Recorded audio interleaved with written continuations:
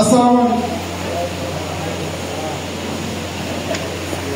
বক্তব্য রাখবেন বাংলাদেশ জামাত ইসলামের ঢাকা জেলা উত্তরের অ্যাসিস্ট্যান্ট সেক্রেটারি বিশিষ্ট শিক্ষাবিদ জনাব মোহাম্মদ লুৎফুর রহমান।